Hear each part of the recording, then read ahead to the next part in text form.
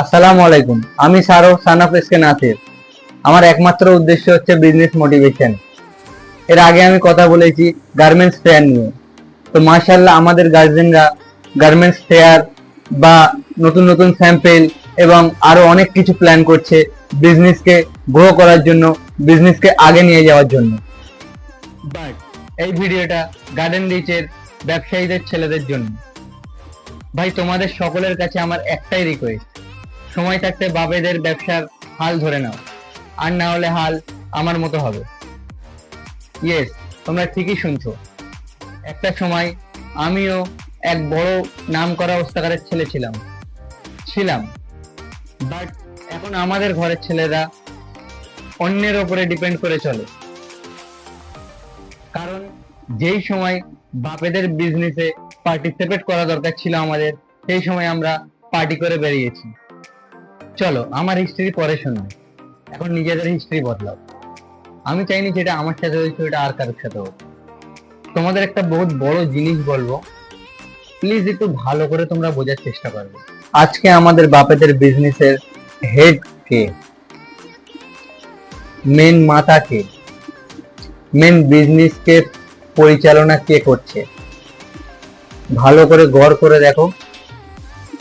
আমরা ছেলেরা না, আমার ঘরের লোক না, বাইরের লোক। একটু ভালো করে গড় করে দেখো, আজকে আমাদের বাপেদের বিজনেসটাকে পুরোপুরি পরিচালনা করছে একটা বাইরের লোক। তাহলে আমরা ছেলেরা কি করছি? খালি অ্যাশ মৌজ করছি। যদি আমরা এই অ্যাশ মৌজ করার সঙ্গে সঙ্গে যদি বিজনেসেও পার্টিসিপেট করি, পার্টিকুলারলি বিজনেসে নেমে যাই, তো হাতে পয়সাও পড়বে, অ্যাশ মৌজটা বেড়েও যাবে, এবং সময়ের সাথে সাথে পয়সাটার এমিয়াত বুঝতে পারে, অ্যাশ মৌজটা কমেও যাবে। দেখো, আমি হয়তো এটা তোমাদের জানাতে গিয়ে আরো অন্যের মনে কষ্ট পাচ্ছে। তো আমার অ্যাকচুয়াল উদ্দেশ্য কাউকে কোনো পজিশন থেকে নামানো না। কেন কি, একটা বিজনেস চালাতে গেলে 4-6টা লোককে এরকম পজিশনে রাখতে হয়।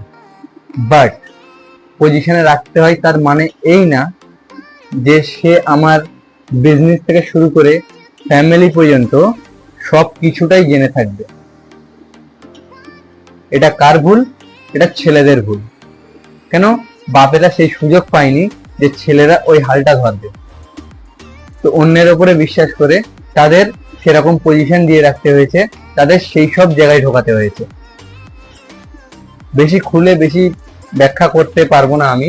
তো জাস্ট এটাই বলবো যে তোমরা একটু বোঝো, তোমরা যেমন যা ঘোরা বেড়ানো করছো করো, সব করো, বাপেদের ব্যবসায় এসো মানে এই না যে এসে শোরুমের পায়ের উপরে পাতলে বসে পড়লাম, দলিজে গেলাম, দলিজে গিয়ে চেয়ারের উপরে বসে পড়লাম, অফিসে গিয়েও সেম চেয়ারের উপরে পায়ের উপরে পাতলে বসে পড়লাম। এটা না, পার্টিকুলারলি কি হচ্ছে তোমার বাপের বিজনেসে, কোথায় কি চলছে, কোথায় লস হচ্ছে, কোথায় লাভ হচ্ছে, সব জিনিসটা তোমার জানা দরকার। এমনকি তোমার গার্জেন তোমার কাছে খবর নেবে, আদার্স কারোর কাছে না। বাকি ভাই তোমাদের ইচ্ছা। আমার যেটা বলার মনে হলো আমি বলে দিলাম। এবার দেখো, ভাবনা চিন্তা করে যদি তোমাদের ঠিক মনে হয় তো তোমরা আগে বাড়ো।